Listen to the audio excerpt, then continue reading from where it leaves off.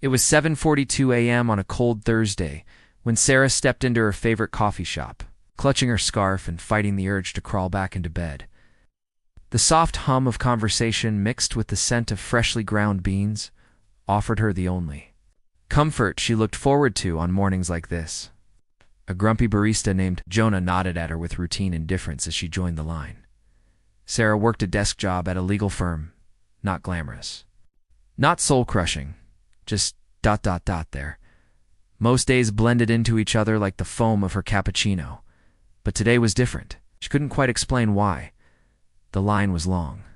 People scrolled their phones, muttering orders, never looking up. But Sarah's eyes drifted toward the man standing in front of her.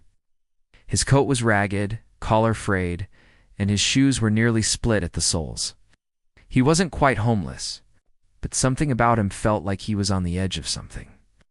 Or maybe on the edge of nothing.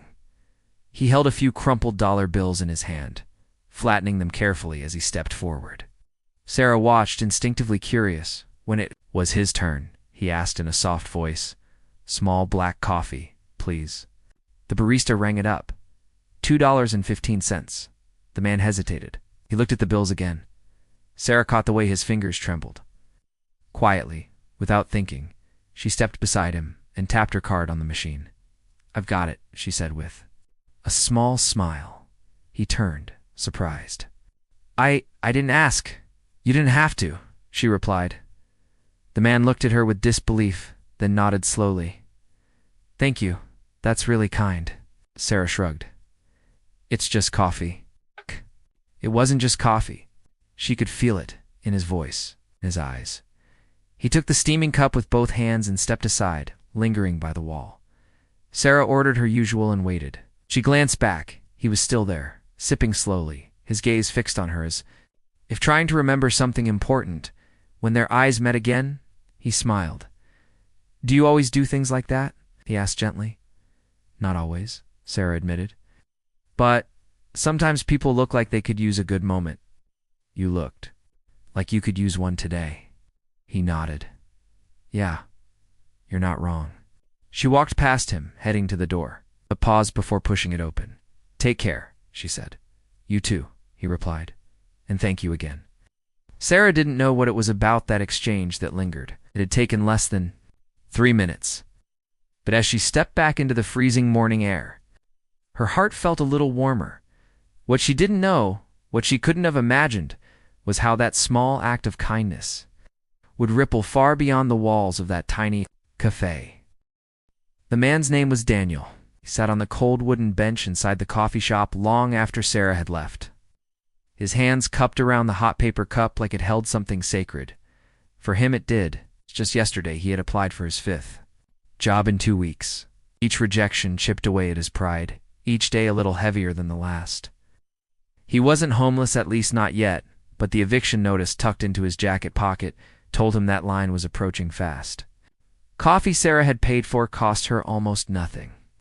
But to Daniel, it felt like the first breath after drowning.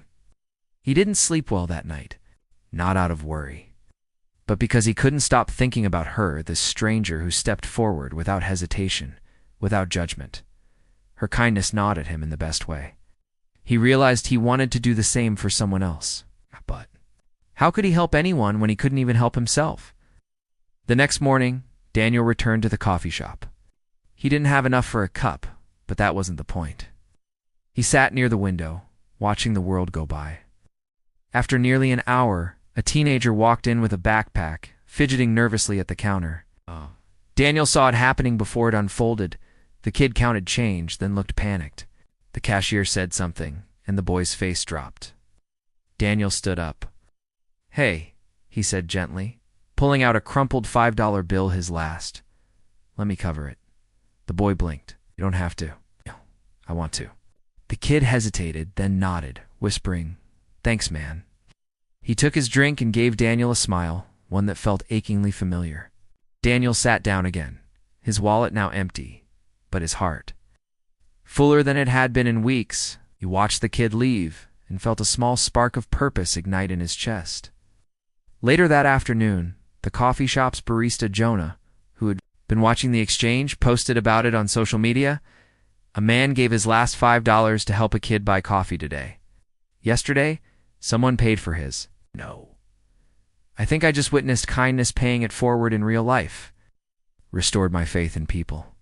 Hashtag Kindnessshane, hashtag coffee, love the post. Didn't seem like much. Just a few lines and a blurry photo Jonah had snapped discreetly. But by that evening, it had over 30,000 likes. People began sharing their own small moments of kindness in the comments. Others offered to send Daniel gift cards, though they didn't know his name. A local news page reposted the story, captioned, "Coffee chain of compassion warms local hearts." Daniel had no idea any of this was happening. He walked home that evening with empty pockets, still unsure about his future, but feeling, for the first time in a long while, that maybe he wasn't as alone as he thought. By the weekend, the story had gone viral. Jonah's post originally, just a fleeting thought, was now on the homepage of Reddit, picked up by a regional news station, and even reposted by a few influencers who champion kindness. No comments flooded. In from across the country, "We need more of this energy. I'm going to pay for someone's coffee tomorrow." To the guy who gave his last $5, "You're a hero." Still, Daniel remained unaware. Didn't use social media. He had a cheap flip phone and was more focused on surviving than scrolling. But someone else noticed. Sarah, on Sunday morning. While sipping her usual cappuccino and scrolling through her phone, she stumbled across Jonah's post. Her heart skipped. The photo was grainy, but she recognized him, the quiet man from Thursday. It's the one she'd bought coffee for. She read the caption twice, then once more. He gave away his last $5? She stared at her phone in disbelief. She had no idea her small gesture had meant so much, and now people all over the country were inspired by it. That afternoon, Sarah returned to the same cafe, not sure why. Maybe to see if he'd come back, maybe to talk to Jonah, maybe just to feel the atmosphere that had somehow become the heart of something much bigger. Jonah was behind the counter again, and for the first time he smiled at her. "You're her, aren't you?" he asked. Sarah blinked. "Excuse me? You're the one who bought him the coffee." He mentioned it before he helped the kid. Sarah nodded slowly. "I didn't know. I didn't think it would mean that much." Jonah leaned on the counter. "Most people don't think like that. But that's why it matters." They talked for a while. Jonah told her about the social media storm, the news article, the outpouring of kindness. "You started something," he said. And he continued it. "I don't even know his name," Daniel said, a voice from behind them. They turned. Daniel stood in the doorway, holding the same coat, the same tired look, but with something new in his eyes. "Hope." He walked up to them slowly. "I saw your post," he said to Jonah. "A neighbor showed me." "You have no idea how far it went," Jonah replied, grinning. Daniel turned to Sarah. "And you changed everything." Sarah smiled, feeling her eyes sting. "All I did was buy coffee." Daniel shook his head. "You didn't just give me coffee. You reminded me I mattered." It was a moment none of them would forget. Outside, the wind picked up, and the sky turned a gentle shade of gold. Inside that little cafe, 3 strangers stood quietly, connected by something far stronger than caffeine: kindness. By Monday morning, the coffee shop was busier than ever. People lined up not just for caffeine, but for the story. Customers whispered about the man who gave his last $5, the woman who unknowingly started a movement, and the barista who shared it with the world. The cafe, once quiet and overlooked, had become a beacon for something beautiful. Jonah put up a small chalkboard by the register that read, "Buy one for a stranger." By noon, it was filled with colorful sticky notes, prepaid, drinks waiting to be claimed, some left messages. For anyone having a rough morning, from someone who was helped once, to, in honor of my dad who believed in quiet kindness. Sarah returned each day just to sit and watch. People were kinder now. They looked each other in the eye. They said please and thank you, and sometimes even, "How are you really?" And Daniel? Daniel was no longer just the quiet man with the worn coat. He came back daily too. Not for coffee, people insisted on covering that, but to talk, to listen, to offer support. He helped an elderly woman carry her groceries, spoke gently to a college student having a panic attack. He sat with a man grieving the loss of his wife. And every time someone tried to thank him, he'd say, "Just passing it on." Word spread beyond town.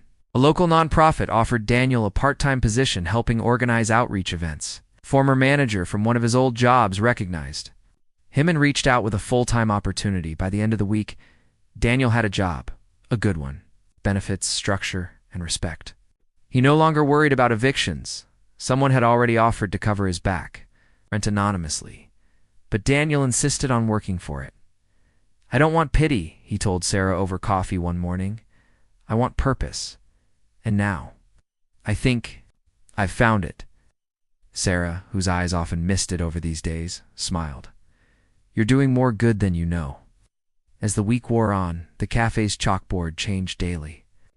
Jonah started posting one sticky note each morning on social media with the tag, #Heartfelt Acts. Thousands began replicating the board idea in their own towns. Seattle, Austin, Nashville, even Toronto. Photos flooded in of coffee shops, libraries, and diners putting up boards of kindness, all inspired by one stranger's act of generosity. It wasn't loud or flashy. It was quiet, gentle, human. Sarah sometimes stared at her receipt from that morning, folded neatly in her journal. $2.15. That was all it took. One small gesture. One unexpected moment. One cup of coffee that warmed far more than hands, it warmed hearts. The world hadn't changed overnight. But in that little town, in that little cafe, and in the lives of everyone touched by the story, something had shifted. 6 months later, the little coffee shop on Maple Street had become something of a legend. Tourists took photos in front of the kindness board, now framed and hung permanently above the drink counter. A book sat on the front table, titled Heartfelt Acts One Coffee, Countless Ripples, filled with handwritten stories from people around the world who'd been inspired by what started there. But for Sarah and Daniel, the fame didn't matter. What mattered was the quiet rhythm of life, now infused with meaning. Daniel had settled into his new job at the nonprofit and spent his evenings volunteering. He often visited the cafe not out of habit but as a way to stay grounded, to remember how it all began. One morning, he walked in to find Jonah grinning behind the counter. "Big day," Jonah said. Daniel raised an eyebrow. "What did I forget?" Jonah nodded toward the corner booth there. Sarah sat at the table, nervously flipping through a folder. Daniel walked over and she stood, her eyes sparkling. "I have something for you," she said, handing him the folder. Inside was a printed invitation. It read, "Heartfelt Acts Foundation, Launch Gala, co-founders Sarah Mitchell and Daniel Reyes." Daniel stared at it, stunned. "I've been working behind the scenes," Sarah explained. "We're officially launching a foundation. Your story touched so many people." I thought, why stop there? Daniel didn't speak at first. His hands trembled, just like they had the day she paid for his coffee. "You're giving this a life beyond a moment," he whispered. Sarah nodded. "You gave me the courage. I just paid for coffee. You gave the world a reason to believe again." Daniel smiled, his voice rough. "We did it together." At the gala 2 weeks later, the room was filled with warmth and gratitude. People from all walks of life attended: donors, artists, teachers, volunteers, even Jonah, who wore a borrowed suit and joked about being the accidental narrator of a global story. The keynote speaker was Sarah. She stepped up to the podium, took a deep breath, and looked out at the faces before her.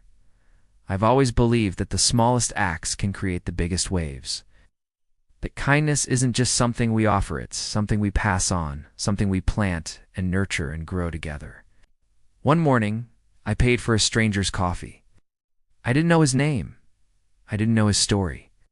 But I knew he needed a little light. She paused, smiling toward Daniel. And now that light has reached thousands. Applause echoed through the hall. Daniel joined her on stage, the crowd rising to its feet. Not for fame, not for charity, but for a reminder that people at their core are capable of beautiful things. In the end, it wasn't just about coffee. It was about connection, about what happens when one person sees another truly sees the man, chooses to act, no matter how small the gesture may seem, because one warm cup can light 1,000 hearts.